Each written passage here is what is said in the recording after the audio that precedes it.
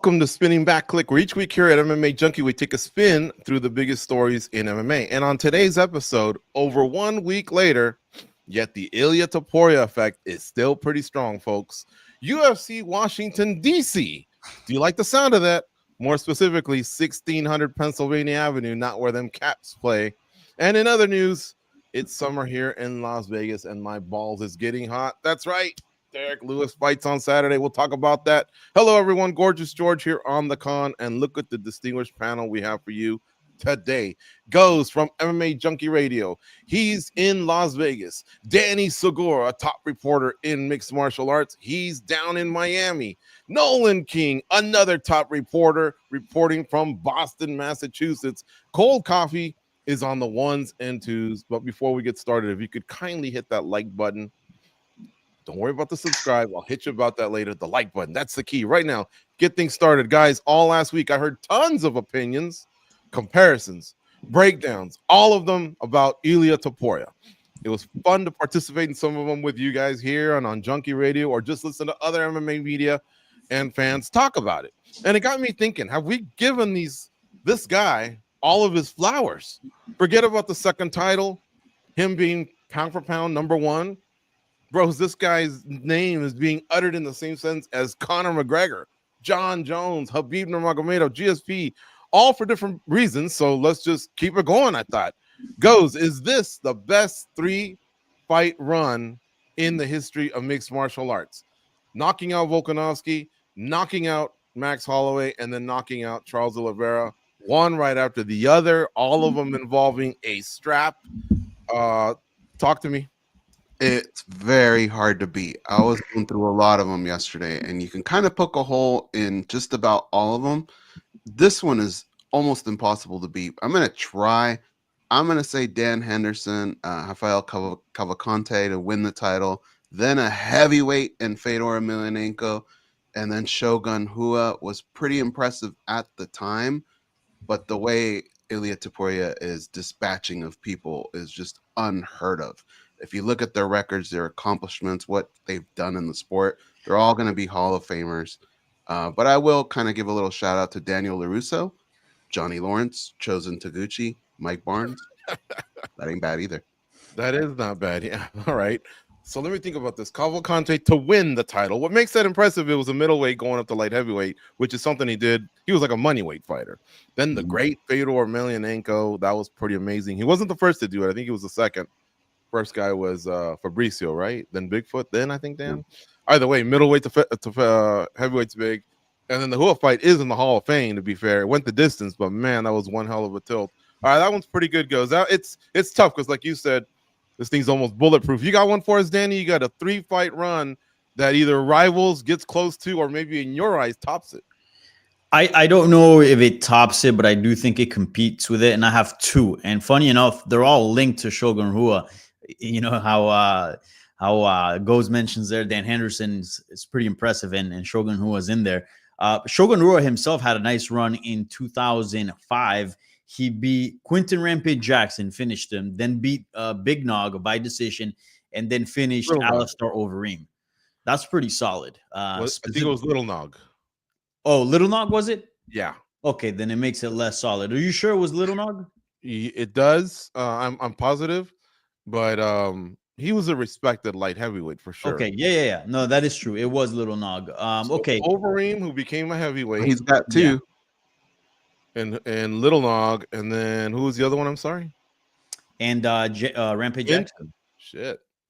Those are some big names. Yeah. Very solid. And then John Jones, obviously, his run through light heavyweight in the early days was ridiculous. So at some point, he had Shogun, who he took the title from. Then he had Rampage, and then Lyoto Machida. Now, those guys were kind of starting to fade out at that time, but still, those are three very recognizable names. Two he submitted.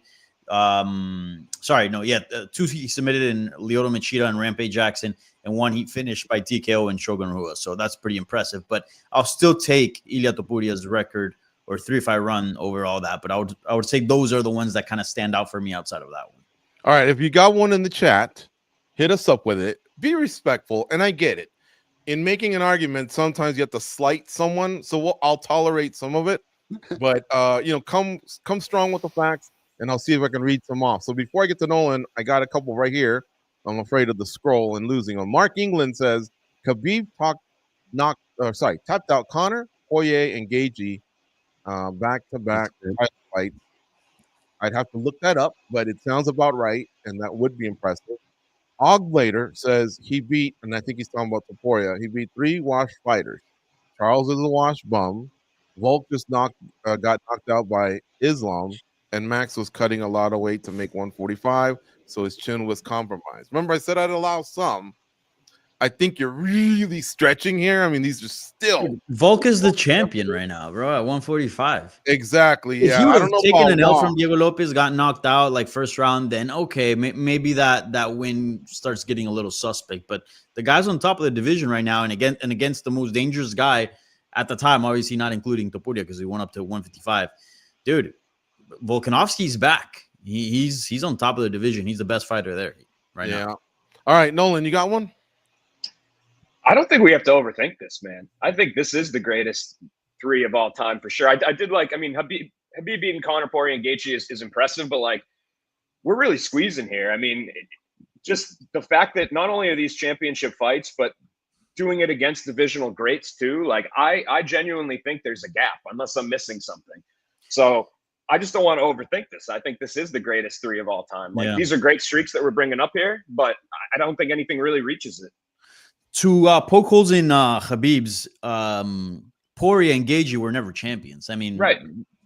I guess it's not even just champions too. It's like like I said, 2 of the greatest of all time at featherweight. And obviously one of the, I don't know where we'd put Charles really, but he's probably, I don't know, top 5 or 6, right? Top 7 maybe in lightweight history. So to me, it's, it's absolutely incredible. Like, I see somebody in the comments saying, the Topuria glazing is getting out of hand, but it's to me, it's I think what he's accomplished is unbelievable, and I feel like I'm starting to see people in my life that don't watch fighting have asked me about him. I can't remember the last time that we've seen that, right? So yeah, I'm not going to overthink this one. I think it's pretty clear cut for me. Even if he would have decisioned those 3 guys, it still would have been massively impressive. But the fact that he's getting finishes is just the cherry on top. Yeah, and just violent finishes too, not just he finished them or he kind of TKO'd them or ground and pound. Like, he's putting guys lights out. So yeah, I think we have again, it's recency bias, but I maybe, but to me it stands alone. I think anything I can think of.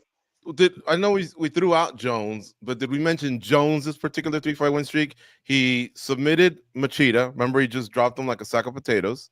He had beaten Hua to win it, and then he beat Quinton. I can't remember if he finished him or went to the decision. Yeah. That's 3 legends. They all held belts. And how did he beat Quinton? Sorry, Danny, do you have it? Submission, yes. Right? Oh, submission. Okay.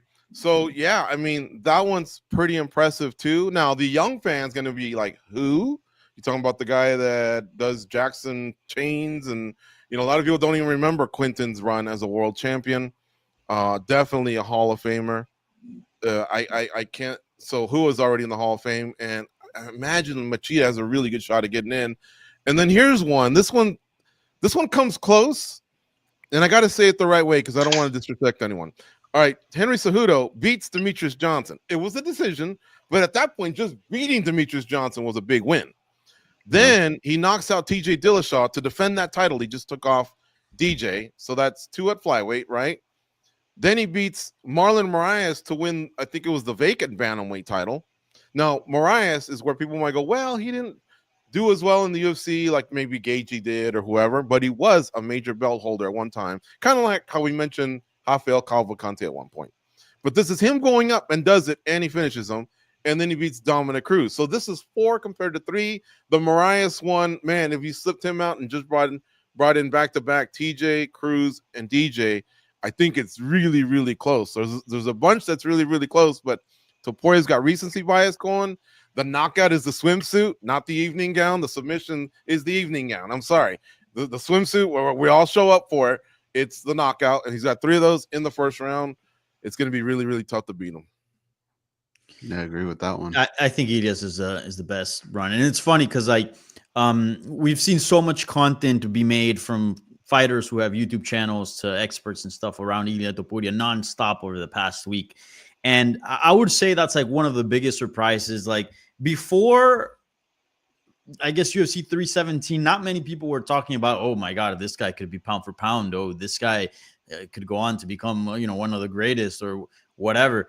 And all of a sudden, like that one victory, which was a big one, I'm not taking anything away from it, has vastly changed. I feel like Ilia Topuria almost like took everyone by surprise, and all of a sudden went from like, yeah, he's a champion, to dude, this guy is a historic talent that might go on to do something really big here. Well, I think it's because he's mostly doing it all on his own, right? It's what he's doing in the cage that's standing out over everything else. Where some of these fighters that the UFC has put a lot behind, you're constantly getting videos about them, and these guys are showing up on podcasts. Like Topuria, he does some media, but he didn't do a whole lot like some of these other guys. Everything that he's doing that's impressing us is coming from his work inside the cage, and I think that's why we're all gleaming on a Sunday morning based off of what he just did on that Saturday night. I mean, look at that, man. I mean, dude, his speed, his power, there just aren't very many holes. I know you guys are maybe tired of people talking about this guy, but he really has earned a lot of people's respect. Yeah, and like Nolan for me pointed too, out. like, sorry, no, let me just say this and then I'll segue to you. Sure. But just like Nolan pointed out, I'm also hearing from the casual fan, family in South America, friends in North America, the ones that really don't bring up MMA to me unless something big happens, and they're all about this guy, asking questions, inquiring about a next fight, things like that. Nolan? Yeah, I was going to say, I think a big part of this too is like, this will be very tough to replicate, because we would have to live, there would have to be another fighter who comes into a division when there's a clear number one, number two that are two of the divisional greats. It would be like somebody going into the light heavyweight when John Jones and Daniel Cormier were at light heavyweight, beating them both, and then going up and beating Stipe. Like, it would have to be something like that. That ends up, there's so many tough champions and great fighters through the years, but to have the stars align where you get three really good guys back to back to back is something that I think situationally will be, it's very unlikely that happens again. So I think we really are looking at history here. That could be the argument that beats John Jones. John Jones, all three of those legends and former world champions that he beat were within the same weight class, whereas this guy stepped it up a notch and moved up a weight class. Now, he didn't take out the incumbent in Islam Makhachev, but he still won the vacant title, much like Henry Cejudo did when he beat Marlon Moraes. So, man, I mean, I get it. We're scratching here, right? We're splitting neutrons and protons and nitpicking. These are all great fighters, but I thought it was very, very interesting. All the conversations, they didn't stop last Monday or Tuesday. They just literally kept going throughout the week. And I thought, okay, we got to talk some more. Ilia Topuria.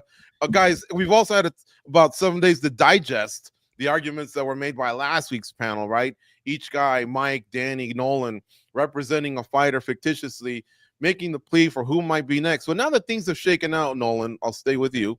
Who do you think is right now in the pole position for a shot at Ilia Topuria? I'll remind people of the names. There's Justin Gaethje. He was supposed, well, I don't want to say supposed to, but they thought that he was a leading candidate to fight Islam Makhachev before Bilal lost to Jack Della Maddalena. Why? Because Makhachev did not want to run it back with anyone. He was done with the rematches. And Gaethje was a fresh name, and I think Gaethje probably represented a good pay-per-view payout. Aside from that, we also have Arman Tsarukyan, who was the clear number one contender, beat Charles Oliveira last year, was supposed to fight at UFC, whatever, 311, I don't know, in LA, and he says his back was injured. The others in the UFC have speculated weight wasn't going to be made. Who knows? All I know is he didn't fight, was in a doghouse. Since then, has weighed in as an alternate at this previous fight for the vacant. So I don't know if he's getting out of that doghouse. And then the last thing would be Paddy Pimblett, who is on a hell of a roll, beat Michael Chandler, and gets led into the octagon to face off with the champ. The champ uttered his name. So compelling cases all the way around. What do you think, Nolan? What are you hearing? I mean, it should be Arman Tsarukyan. I think he's earned it. It seems like the UFC is very not happy with his withdrawal, right? Like, Dana even said something about him. The reason that he didn't fight was because he wasn't on weight. I know Arman's kind of come out and said that's not true. He hurt his back, yada, yada. So to me, on merit, it should be Armin Tsarukyan. But we know how these things work, right? We know what's going to sell, right? The Paddy Pimblett fight. That's the one that the UFC probably sees the most amount of dollar signs. So it's tough to say, right? You know, sometimes we see them take the merit-based approach with their matchmaking. Could they give Paddy another fight? Yeah, absolutely. I think he's, you know, and if he was not Paddy Pimblett, if he was just contender X that had accomplished this, he would probably have to fight once more. But he's not. He's somebody that's promotable. There's heat there. The face-off, which Dana White didn't like, happened. You know, that sells, that gets people talking about the whole situation. So I think it should be Armin Tsarukyan, but I think the UFC is going to go with Paddy Pimblett. And I don't know what they do. Justin Gaethje fights the other, whoever doesn't get the title fight. Danny, have you flipped, or do you still like your guy? I still like Paddy Pimblett. I do agree with everything that Nolan said, though. Like, if we're talking about who's the most deserving and sporting wise, like who should be fighting Ilia Topuria right now, it's Armin Tsarukyan, and I think that's not really too debatable. But I do think Paddy has done enough work to be deserving, and two things can be true at the same time. It just so happens to be that Armin is more deserving, but I still think that Paddy is deserving. I don't think it would be a complete gift to him. I mean, the dude's on a 7-fight win streak, unbeaten in the UFC. In his last fight, he beat and finished Michael Chandler. Yeah, that's not bad. And then on top of that, you add the heat, the bad blood, the face off, everything. I just feel like you have to make this fight before it escapes or something happens. One of these guys loses, and then it doesn't make sense all that much, or at least it won't be as big. So, yeah, I think it's got to be Paddy. But if it's Armin Tsarukyan, I would not be bothered one bit. Joseph Boza says in the chat, he says it should be Armin, but I'm worried that Paddy will get it because Dana has been a lazy ass promoter. Og Blader says the sport is dead if Armin gets skipped. Choppin' Blades is wondering if the show is live. It is live. And Shul Jubilee's gas station says Ilia was a wrestler before he did MMA. I don't think he's scared of the wrestlers. Goes, how about you, man? Who do you think's in the pole position now, 7 days later? Well, let me make this clear. Last week, I was representing my client, Justin Gaethje, but that was only because of the random generator that was created at DannySegura.com. I personally believe probably Paddy Pimblett was the guy that I think. I mean, look, that rascal Joe Rogan, right? He set all this up. I know Dana White must have been fuming at the fact that happened, but here we are. They've already kind of given that to the fans, something to chew on. It'd be hard to take that back. If you want what's right, it should be Armin Tsarukyan. If you want to make a ton of money, it's Paddy Pimblett. And if you want to see probably the best scrap, Justin Gaethje. But I just feel like everything's lined up for Paddy Pimblett. It's on the UFC now. You got to make a choice, right? Like, what are you today? Are you entertainment? Are you a sport? If you're a sport, Tsarukyan. If you're entertainment, it's probably going to be Pimblett. I feel like Gaethje's that guy outside looking in. And really, he hasn't said much to make his case. At least like Tsarukyan is doing interview after interview saying why he deserves it. I haven't really heard much from Gaethje. Yeah, I think that's something we got to look at. Like, I think the writing is on the wall a little bit. Like, Gaethje's just crickets. All he said was that if they don't give him a title shot, he's going to retire, and then we haven't heard from him. And Tsarukyan's doing a good job at saying he's scared of this and that, and kind of putting his name out there. And testing Ilia Topuria, and so is Pimblett. But if you look at what Ilia Topuria has dropped in terms of comments, he did say something along the lines that he thinks that Paddy Pimblett would be the tougher fight than Armin Tsarukyan, which I disagree with, but that's his opinion. And you can kind of see the sort of science behind that, right? Like in saying that, oh yeah, he's the toughest fight, and because I think that's the toughest fight, that's the one I want. That's the one I want to take. So I do think if I have to bet on it, I do think it's going to be Paddy Pimblett, which sucks for Armin Tsarukyan, but I think it's going to be a treat for the fans to get those two in a proper build-up, a proper bad blood. And I think Paddy Pimblett had made a great argument. He said it on his own podcast I was watching yesterday. When is the last time that we saw like a true bad blood, like two guys hating each other type of fight, especially for a championship fight? This is probably the most heated matchup since Jones DC, maybe. I don't know. I mean, you guys correct me, but it's been a while. Yeah. Okay. But the scary thing too, though, if you look at it from a business standpoint, which the UFC does all the time, right? Like, if you don't give them Paddy Pimblett, who do you give to Paddy Pimblett? Because they are all going to sit there and go, at this point, this is the creme de la creme of this division. we give Paddy Pimblett someone else and he loses, and we lose the Right. opportunity to make this fight, we are giving away a lot of money, right? So they're That's what I'm they're saying. probably looking at a lot of different angles here, but I think all signs point to Paddy. Just give me a name, Goes. Who do you want to walk out of that curtain against Ilia Topuria in his first title defense at lightweight?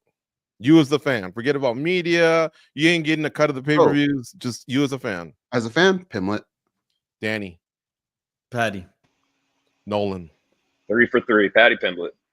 Nolan, extra bonus for you. Who do you prefer? Tell you what round it is. Red De La Cruz or Jenny Andrade? Dealer's choice. All right. Let's see here. Continuing, guys. UFC's targeting a Spain event, says Mark Radner. He told Goz and I that at the UFC Fight Expo. Nolan, what do you think, man? Will it happen? He seemed to think focus on 2026, not 2025. But can the UFC get away from not having their superstar fight in his country the way McGregor didn't in a stadium, but did in an arena, and the way the African champions missed out? Yeah, I mean, I think they can. You look at Conor, right? How many times he talked about fighting at Croke Park when he was in his peak, bringing an event there, et cetera, et cetera. So there's a lot that goes into it, following the regulatory side of the sport. There's who knows what kind of conditions come with holding an event in Spain, right? Is there something with, and again, I should be more informed with this, but like, is there an issue with the time of day that they would hold it at, or where they would hold it at, or whatever? There's obviously now the UFC gets tourism money. Like, does that have something to do with it? Maybe. We've seen them do some events outside of that model. Like when they came here to Boston a couple years ago, I believe they weren't on any sort of tourism deal with the city. So who knows? I mean, I love seeing guys fight in their home environment. I think it's really cool. Like even this week, seeing, smaller events in Nashville and seeing Nate Landwehr is going to have his moment. Like I love that vibe. And so to put a megastar in his element like that environment would be unbelievable. But again, I think the UFC at times, I don't want to say has dropped the ball, but they've never necessarily made it their number one priority to have whoever the hot hand is fight at home. I can't remember the last time that they went out of their way to. I mean, Dustin Poirier is really an exception with this event, but it also helps the UFC out, right, with having an extra title fight in there that they can put on pay-per-view. So I don't know. I hope we see it, but it's not sounding too hot. Like you'd think they would have done it by now if it was easy, if it was just snapping their fingers. So hopefully we see it, but who knows? I just got one more quick one for you guys, and then we'll move on to the next topic. This one's on me on my own. We hit it from the rundown. This is an what do you call it? A sneak attack on you guys. Guys, I've been hearing a lot about when Conor beat Mendez, then beat Aldo, then beat Alvarez. It's very similar to what Topuria did. Now, people forget there was 2 Nate Diaz fights in between, which probably blew him up so that when he got to Alvarez, them 2 belts was just the cherry on the sundae. But do you guys get those similar vibes, or is Conor too much of a unicorn for us to even involve Ilia Topuria in those types of comparisons? Goes a little bit. He has his own swag, but it's like a quiet swag. It's a more confident swag, where Conor's was like a WWE-ish type swag. Danny? I've seen them, and there is something weird to when I was interviewing Ilia Topuria early on. He was a big fan of Conor McGregor. Like if you go watch, it's on record, like him telling me this in Spanish before he blew up in his early days in the UFC. And there's a lot of similarities, like even with the tattoos and the look, and I think some of the comments too. I think the internet has picked up and making compilations into what Conor used to say and what Ilia is saying now, which is very similar. So I don't know if that's on purpose or if a coincidence or what, but it is weird how similar those two are to each other, right? And I think a real recognize real type of thing. We saw McGregor be very complimentary recently towards him, which is something kind of weird from his part, right? He's usually taking shots at people. So I think it's very similar. I think the level of stardom is different, obviously, with McGregor's being much higher. And I do think the level of significance and weight of legacy is different as well. Me putting more stock on what Ilia Topuria is currently doing, but all in all, very similar trajectories. Nolan, how about you, man? What do you think? Should we tap the brakes, or are there some similarities? I see similarities, but I don't think they're the same. I don't think Conor and Ilia are the same. I think it's unfair to put the Conor McGregor comparison on anybody in entirety. But I mean, yeah, there's the look, there's the fact that they carry a country that wasn't necessarily in the MMA scene. Yep. The way he fights, the way he's captivating people, the way he's knocking people out brutally against really tough competition. In those first couple of title fights, 2-division champion. There's comparisons there. Tattoos, as Danny said. So yeah, I see it. I don't think it's just one of these things where every star that comes through can be. We're not comparing Alex Pereira to Conor McGregor. We're not comparing. Sean O'Malley got a little bit of comparison, but this is the most accurate, on-point comparison that we've had to him, I think, probably ever. Mm-hmm. Goes.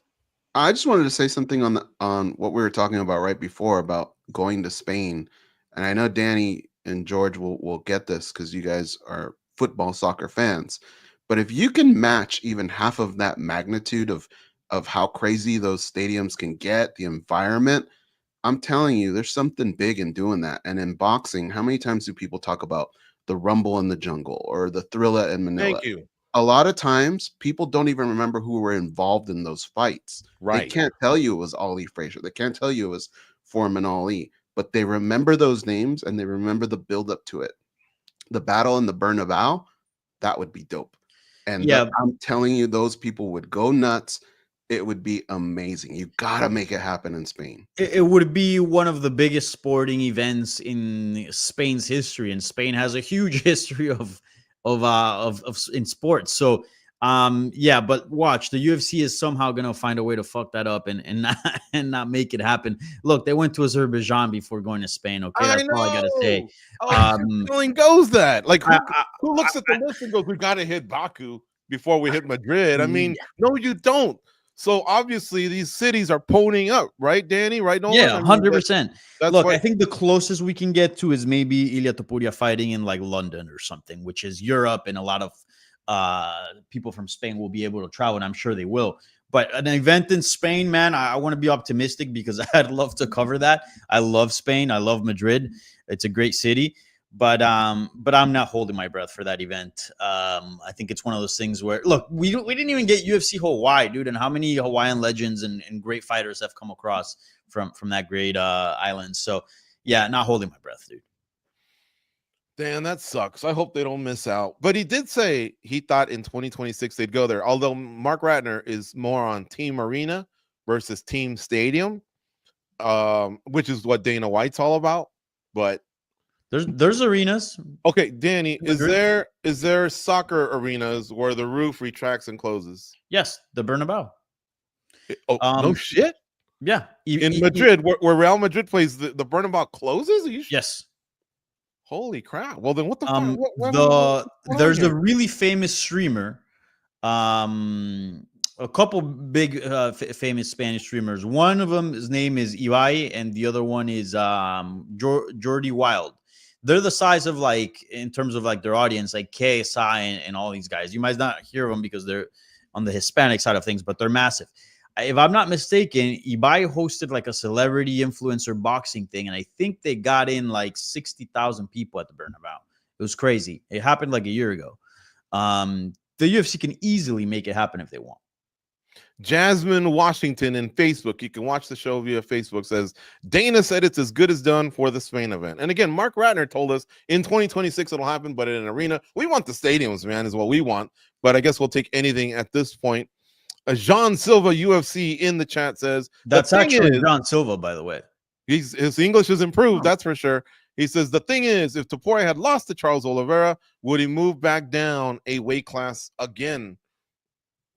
I don't know. I mean, he kept saying the weight. He felt a lot better, but he didn't lose, Jean Silva. And if that's really you, you're one hell of a fighter. I checked his YouTube channel. That's it. Well, you know what? I want to say something about Jean Silva. At UFC Fan Expo, he probably got one of the biggest overall pops as far as walking amongst the fans. And just so you people know, he stopped and took pictures, and like he had so much fan interaction. Like, we were all watching him with awe. Like, man, this dude's turning into a star. And all the fighters did very well with interacting with fans. They were awesome. He stayed longer than the 1 hour that the athletes were supposed to stay, and he did a ton of media. He didn't do ours, but he did do a ton of media. Then he went with the fans, and they were all like, "Roof, roof, roof." I must have heard that about 10 times in the UFC Fan Expo, over here, over there. And he went to it. He gravitated to it. He signed autographs. He took selfies. And I asked Kyle Boraggio, I'm like, "Hey, man, your teammate is pretty special. Like, he's really, really getting it." And of course, he said, "Well, listen, us fighting nerds, we get it. It's not just what happens in the octagon. We have to connect with the fans, and that team gets it, man. They got the glasses, they got the results, and they're out there trying." I did tell Kyle Boraggio that Jean Silva needs to improve his English just a little bit, but the fact that he's barely speaking it, he's doing a great job here in our chat. But the connection is there, man. This guy's on the verge of blowing up. So anyway. Look at Anshul Jubilee's gas station. Already pouring piss and vinegar on our little fire here that we have for top featherweight Jean Silva. All right, guys, let's move on here. President Trump was chatting about his big, beautiful bill the other day, and during that same speech, he brought up 7/4/2026, right? In a year. That'll be our 250th birthday as a country. Trump mentioned a UFC event at the White House, and since then, Dana White has also chimed in with some sort of a retweet or a support. That's what I heard. All right, guys. Now, while all this is a year away and kind of out there was some online chatter who says we can't weigh in on this topic. Don't hate us, everyone. Nolan, kick things off. Should we be taking this serious? It's so tough to say. I think it will happen, but it might happen in a very limited capacity. Like the idea that 25,000 people are going to be there seems a little far-fetched to me. I feel like that's going to be an absolute nightmare security-wise. Like, I would be surprised if that happened. But could I see maybe a 5-fight main card, like a pay-per-view without the prelims, happening somewhere on the White House premises in a cage? I mean, they can do it. They've done it in smaller areas, right? They've done it at the UFC Apex. So it's a little bit different, but yeah, I wouldn't be shocked if it happens. I'm kind of leaning towards something happening on a very small capacity. You're not believing the $25,000 seating arrange or 25,000? I don't know. That seems. I don't know all the logistics of it, but that was the part where I was like, man, like, I don't think that's going to happen. But I could see them, especially now with how much Dana's leaning into it. I mean, the UFC, who doesn't necessarily often respond to comment from outlets, was very happy to tell everybody that this is going to happen. Like, I saw them confirm to NBC and all the, ABC, all these major, news stations that it is, they are planning it. It's in the works, et cetera, et cetera. So I think it will happen in some capacity there. And like I said, I think a 5-fight pay-per-view main card without the prelims might be like a sort of contender series meets pay-per-view sort of thing. That might be the more realistic scenario here. Joes, I've asked you to react to a lot of bullshit in 18 years. React to a possible fight at the White House. Is this something serious? Are you taking it serious, or what do you think? A little bit. Yeah, just not to the extreme I think that they're making it out to be. I mean, George, honestly, we covered MMA at the Playboy Mansion, right? The Playboy Mansion and the White House don't really represent the same things at times. But I wouldn't be shocked if this happened, dude. But I want you to consider it this way. Do you guys remember? Well, all right, George, do you remember WrestleMania 2? Where they did parts of it in different cities? Oh yeah, it was in the sports arena in New York, Madison Square Garden, and a third something place, like Chicago, that, right? I could see them maybe doing a card and going to the White House for maybe the main event or something like that, or maybe the last 2 fights. But the thing is, too, like, if you're gonna have it at the White House, you want it to be a good fight, but don't you want a good fight to be in an arena with fans, let them all experience that? So I don't really know how they can make it happen. But look, I mean, Dana White's entrenched in all this. I think if that's what the president wants, I think he'll probably find a way to make him happy. Danny? Yeah, there is a White House and Playboy House connection. Stormy Daniels. Okay. It's true.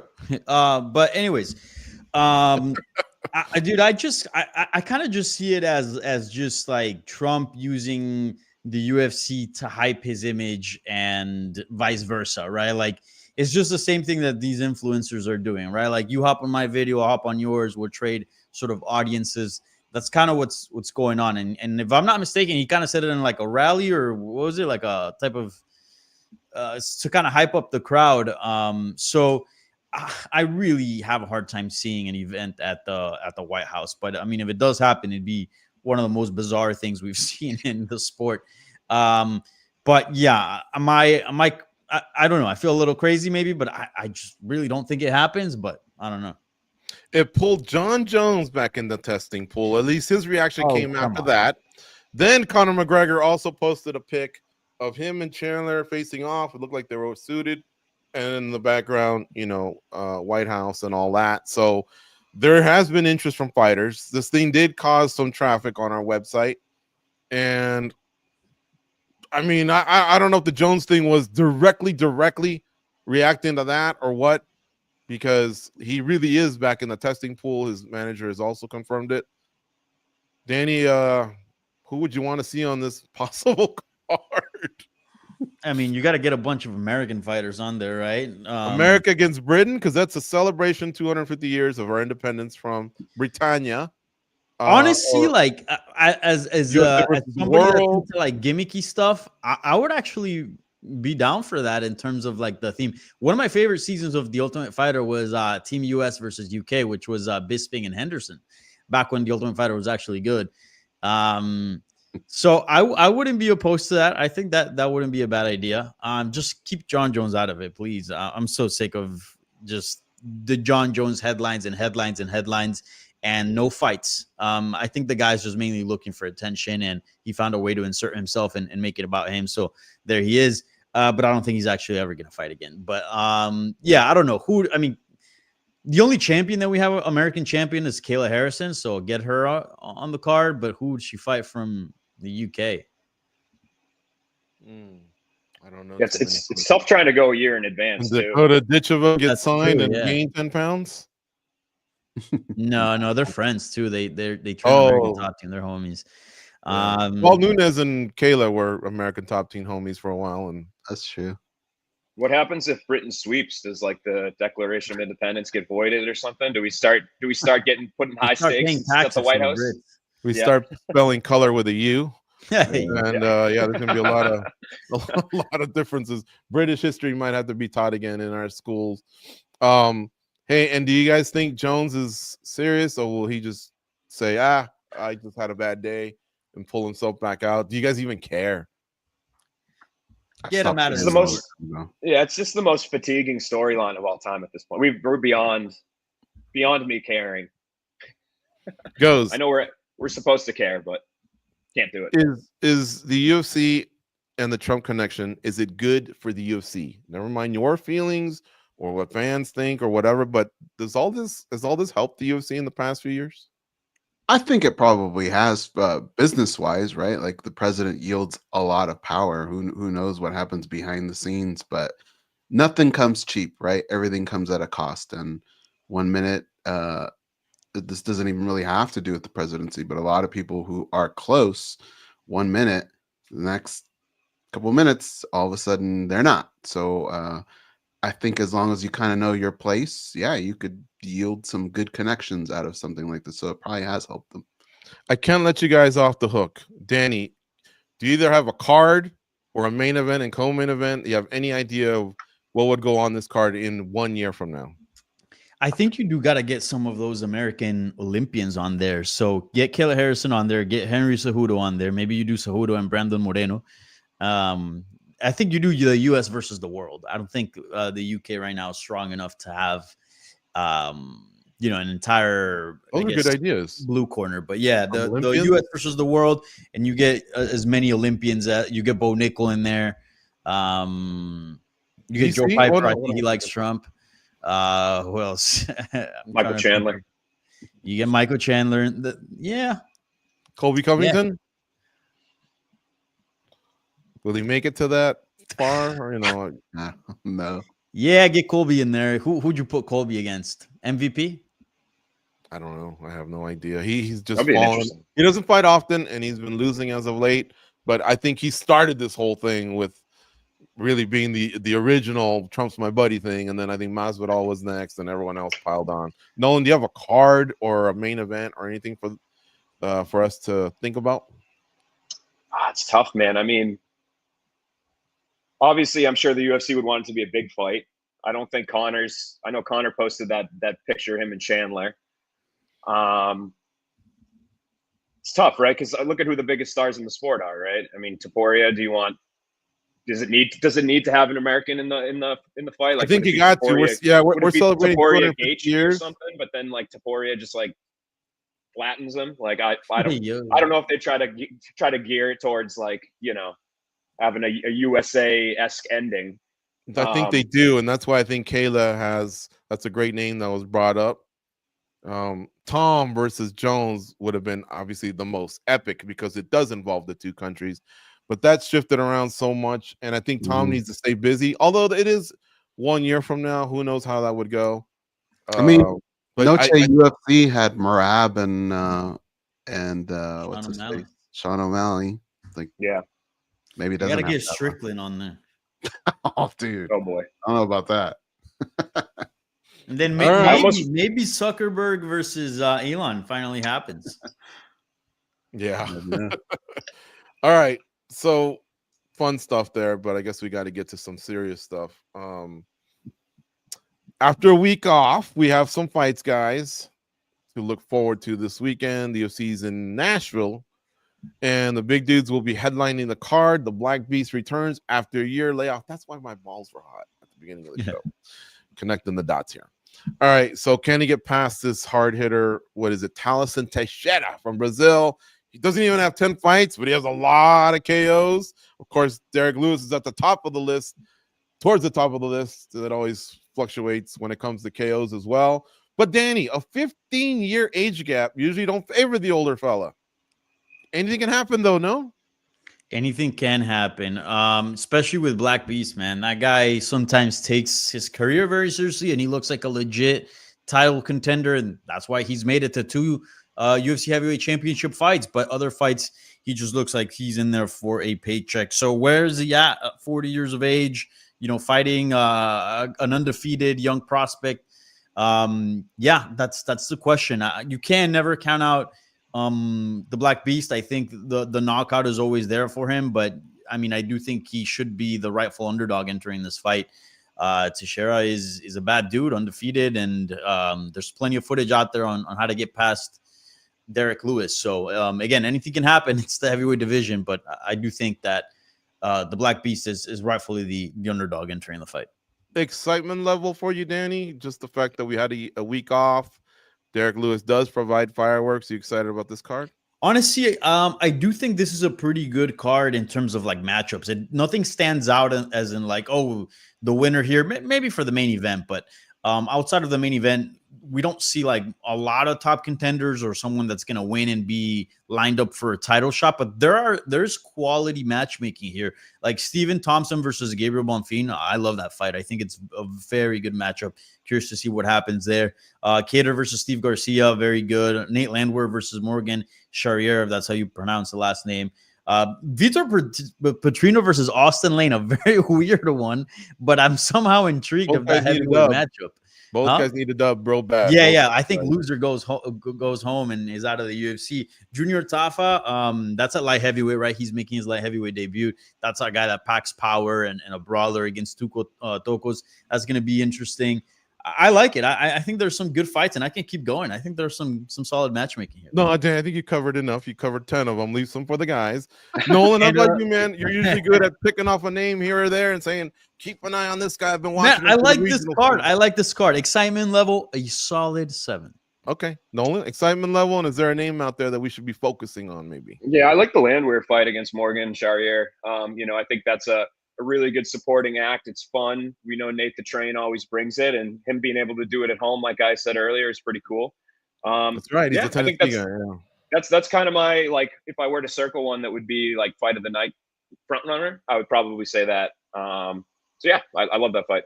1 through 10. What do you rank this card so far on paper before it happens? Yeah. I think a solid 7. Like, again, for what it is, right? It's not. I don't know. It's not pay-per-view level excitement for me, but for just a routine fight night, like it's pretty good. It's better than a lot of the Apex cards, so that's nice. And there's a lot of violence potential too. A lot of bigger heavyweights, and light heavyweights and some fun featherweight scraps. So I like it. Goes excitement level 1 through 10. Remember, Club World Cup's winding down. Training camps haven't really started yet in the NFL. NBA, NHL's over. This is a quiet time, and you did have a week off. Are you pumped? Is it more than a 7? 7.5. I think 4th of July has passed, but the fireworks have not. Like Danny said, this card has kind of been tailor-made for chaos. I think there's going to be a lot of fun fights on there, and maybe even an 8. I think a lot of people are going to get laid out in this card. Goes, what's at stake in that main event? Derrick Lewis, 40 years old, fought for the title a couple times. He loves his paydays, but obviously a fight career has to wind down at some point. Tallison Teixeira, much promised, Dana White Contender Series, undefeated, also finisher. He's 25, 6'7". What's at stake here in this fight? Well, Lewis is always dangerous, right? So Teixeira, he's got to prove that he's the real deal. I mean, yes, Derrick Lewis has a lot of losses on his record, but getting through them is not easy. I wouldn't say it's easy. And Lewis has to kind of prove that he's still relevant. Like, he's been very clear. He doesn't care about winning championship belts. He just wants to make money. But for you to stay on the roster, you gotta keep winning, right? So he's got to be able to do that and prove that not only can he still get some wins, but he's worthy of being a main eventer or a co-main eventer. So I think he's got to still prove that he's relevant at his age and with the wear and tear that he has. Yeah. Lewis, if he loses but performs, I think he'll have a home for a while still. I've seen some of these guys go into the early 40s and still go out there and cash big checks. These heavyweights, they can extend their career a lot further than other guys. Tallison Teixeira's potential, Nolan, is he a future heavyweight contender? I know I'm getting out of myself a little bit, but from the little bit that we have seen, do you like what you see, and can this guy present problems to the champ? Yeah, I mean, he's a massive body with knockout power, and guys like that don't grow on trees, right? So the UFC, you said you're getting a little ahead of yourself. I mean, if he wins here, he's right there. He's right in the kind of probably a fight or two away from fighting for the title. The UFC, I saw a lot of people kind of complaining that they're throwing him into a main event, right away. I wouldn't have done that. Like, this fight, the matchmaking, I can get behind. I understand people's, if the UFC is coming to town to Nashville and you have a guy that's, in his, like, a newer fighter in the main event, it's a little bit tough to get behind. But to me, I like the fight. I like the matchmaking. It's a heavyweight division. Anything can happen. So, I think he's got some potential, and he's got the intangibles that are really hard to find in MMA. And he looked phenomenal in his debut. And I think that Lewis has his hands full here. I think this is a tough fight. Danny, where is Lewis at in his career? He hasn't fought in over a year. Said some people were turning him down. He's 40. Is he in that gatekeeper status now towards like the top 10? You get past me, you can get further up the line there to the champ. 100%. He is a guy that I believe that gets paid pretty well by the UFC, and rightfully so, because I think he has an important job. He is a quality gatekeeper, and he is a quality main event for a fight night. I mean, I don't know what the record is, but I think we need Mike for that. But he probably is up there as far as headlining fight night events. Like, the dude can just easily headline a fight night event, and like people will tune in because there's probably going to be a knockout. Like 90% of the time, there's probably going to be a knockout. So he is a quality main eventer, and he's serving as a good name for prospects to build their name off, and he seems okay with that sort of placement. So he's got an important role in the UFC, but in terms of title contention and all that, I think we're way past that. Folks, right now is a good time to hit that like button if you just joined the show after me mentioning it at the beginning.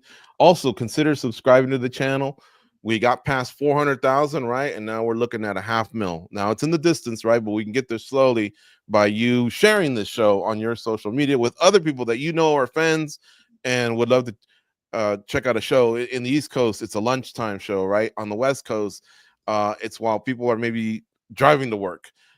There's other parts in the world where people are winding down, having their tea. So you never know. Just pass this on to your friends and family that love MMA. If you love it, then there's probably a good chance that they love it too. And also, I should have mentioned this earlier, we're going to probably finish a tad early with our topics here. So if you have any questions right now, we can, if you get them into the chat, we'll answer them at the end. We can probably get to about 3 of them, one for each of the fellas there.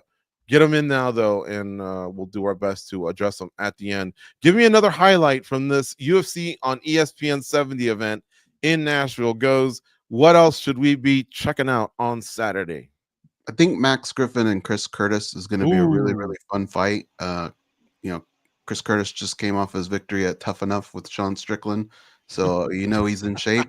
And Max Griffin always brings it, man. So I think that'll be a good fight.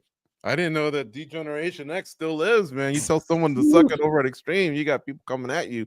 Right. Danny, another highlight from this card. Go with Nolan, because I feel like I took a bunch of them. I really like this card, so I can highlight any bout. Go with Nolan. Go with Nolan. Nolan, how about you, man?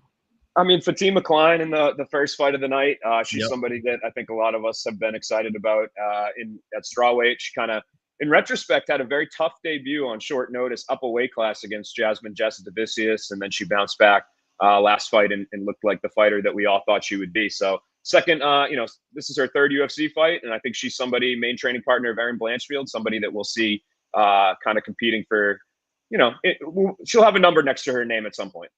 Yeah.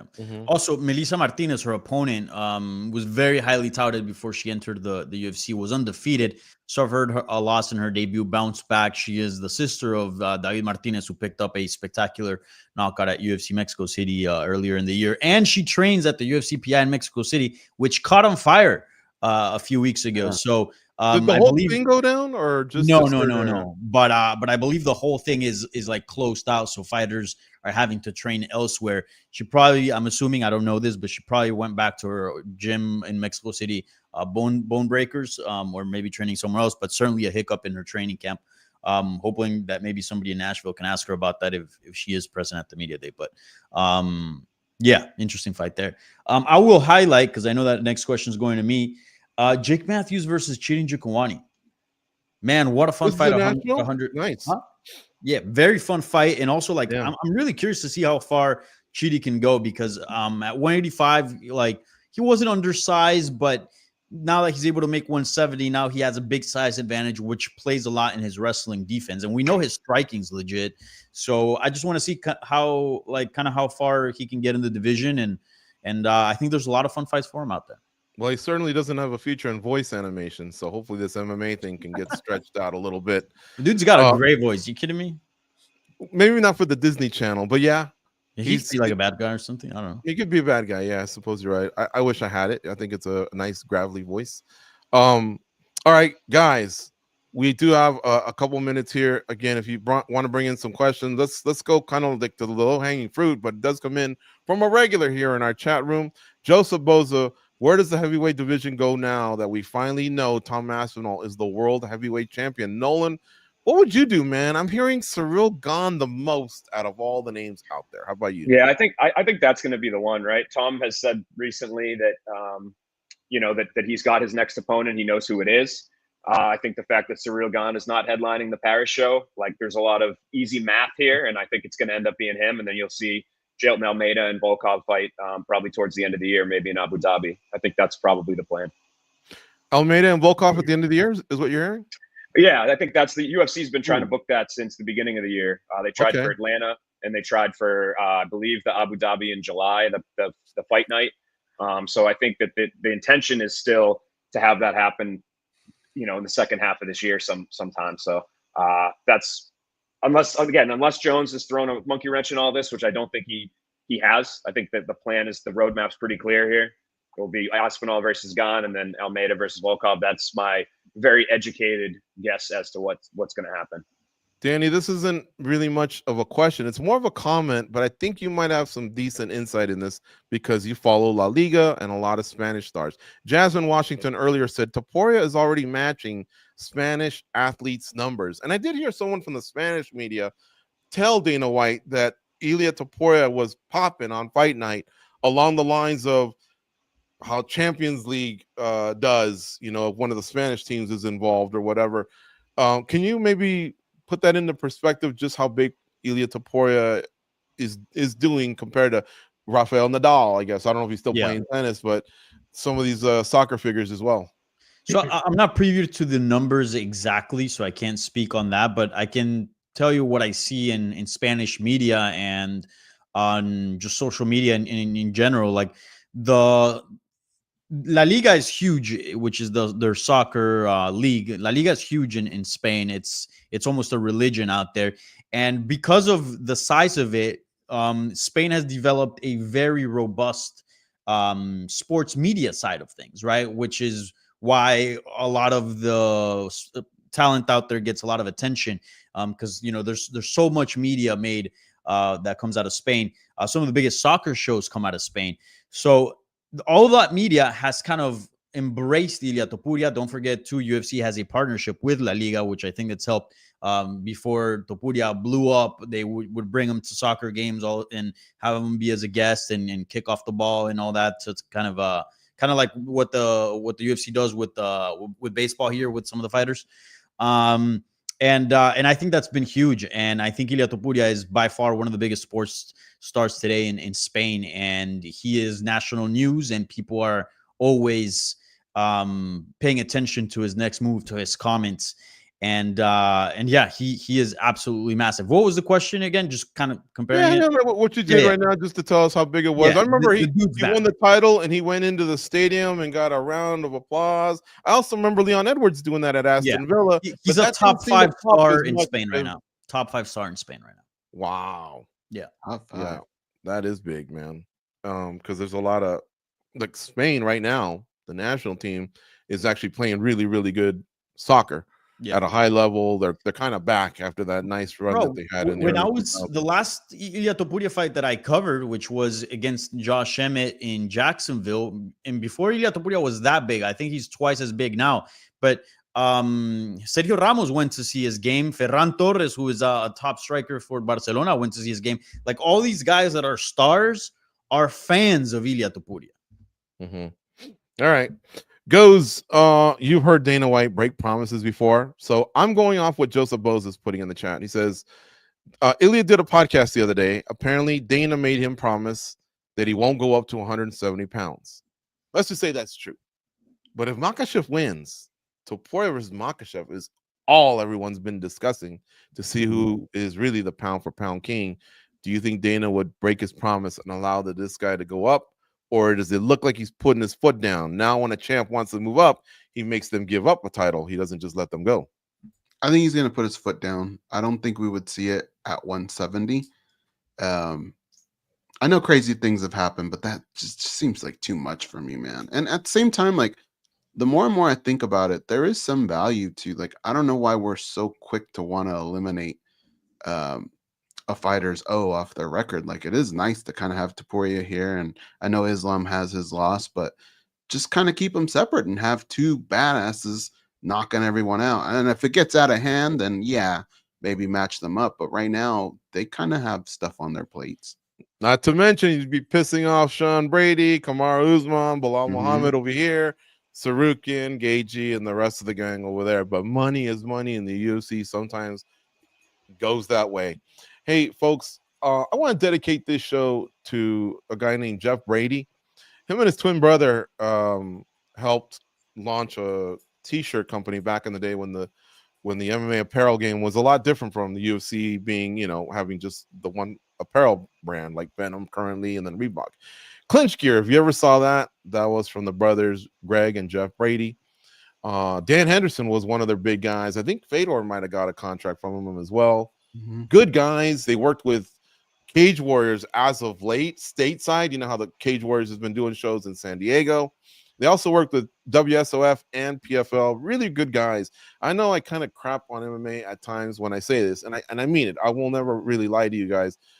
MMA has got a lot of filth, right? There's good people like Danny and Nolan and Goes. A lot of the junkies, all good people. And then outside of junkie, obviously, there are some good, man, but we're trumped by a lot of bad, too. These two guys were good guys. Jeff lost his life. His identical twin, Greg, posted it. Man, it broke my heart to see that. But just keep that family in their thoughts and prayers. Jeff died rescuing his two nephews at a lake. Greg honestly gave us a play-by-play on a post of what happened, but he was basically sinking as he was handing the nephews off, man. So what a hero that man is. But that family obviously is in a lot of pain. So keep them in the thoughts and prayers. And with that, we're gonna exit. Always a blast to do this show. Please tell everybody about it. Noon Eastern, 9 a.m. Pacific. That's when Spinning Back Clique goes on Mondays. And on Tuesdays, check out Overreaction Time with Simon Samano and one of the junkies as a co-host. For now, we're out of here. Go out and be a champion. We'll talk to you soon.